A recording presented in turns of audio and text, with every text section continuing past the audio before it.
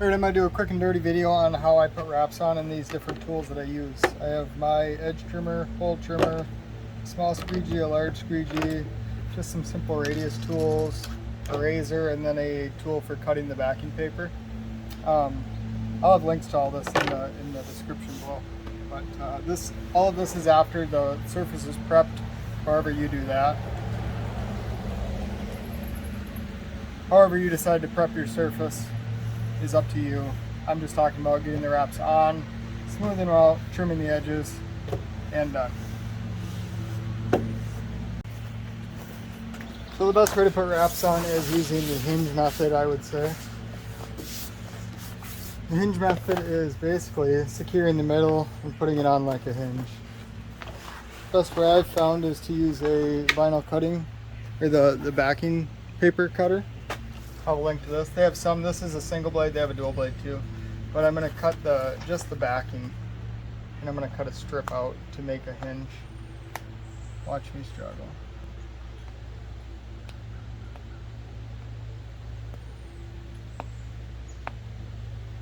I'm not normally right out in direct sunlight, so this is maybe why it's a little different, but it's all up to you.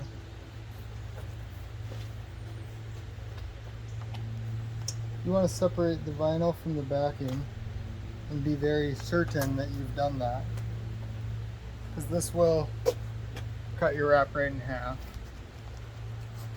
I haven't had the pleasure of doing it, but I know some people have.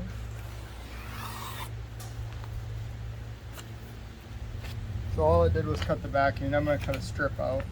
You could rip it, but it's better to cut it so it's clean and there's no edges or anything, any debris in there. So I got that middle cut out that's sticky. I'm going to line this up right where I want it.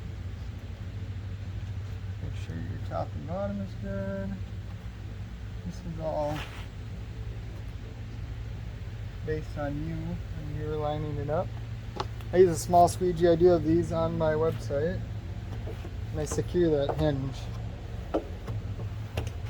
Okay. Running out of room once. Alright, I got the hinge now, so this isn't sticky, it's not stuck down, this is clear, I can clean it off. This is a squeegee from Elite Choice Graphics. This wrap is also from Elite Choice Graphics. I always make sure I don't have any sawdust or anything on that felt edge. This is a 25-inch squeegee. But I'm just going to use that hinge to lay this wrap down. There's pros and cons to these big squeegees. Gets it down flat with no bubbles is the biggest pro. I'll say the con is that you can't put mass amount of pressure on it just because it doesn't work. You're unable to, but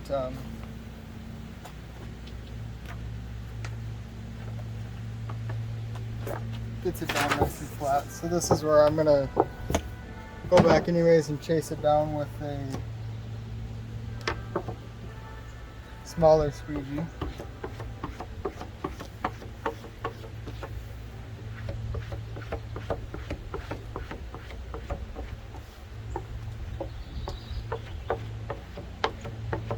I've tried different squeegees over the years.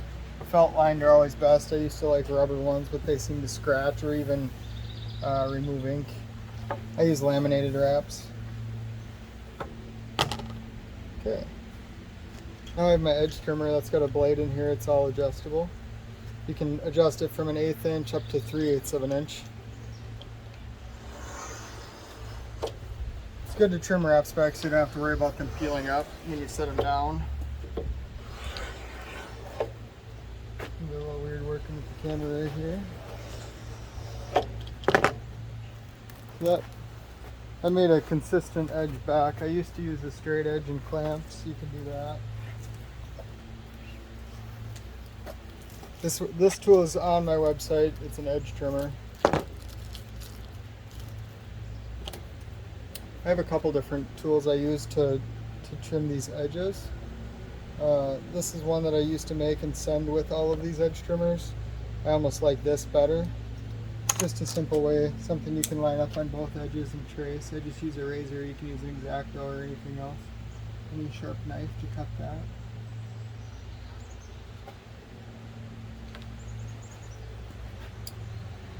All four corners.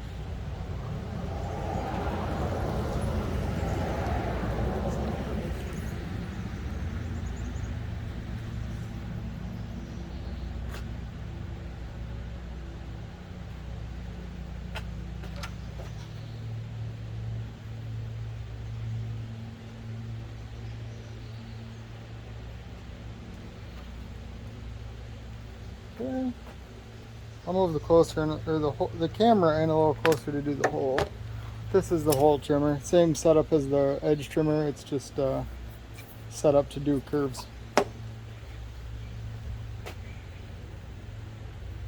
Alright, zoomed in on the hole here. So I just rough it out. You know where it's at, right? So then you just cut it up against the edge. This is scrap. So I think this is a little better view here. It's got the blade in there. It's adjustable. It's got some acrylic pieces. You can move it left and right to decide how much you want to trim back. They're set the same. So if you have your edge and hole trimmers set up the same. I don't know what side I want to do. I like to start across from where I'm at and make sure I can work my way all the way around and without moving, without stopping. Sometimes I like to start here just because I can walk around the board.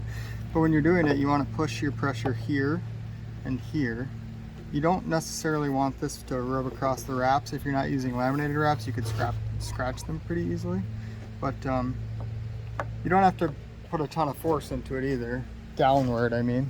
Because you could make 2 passes or one good one. But you want to push out so that this doesn't try and like thread and walk its way out of the hole.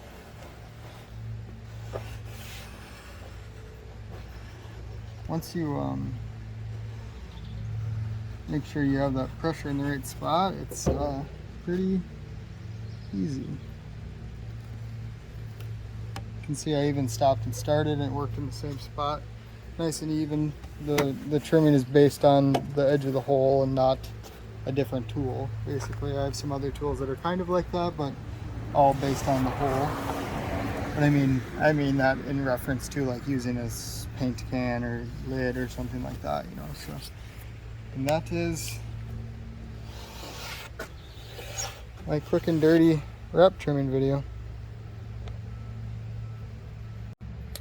If anyone has any questions, leave comments.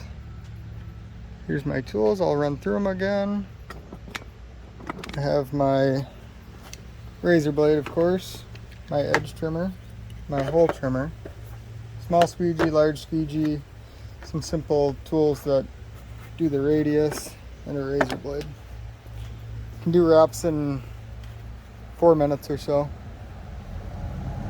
pretty efficiently. I do have my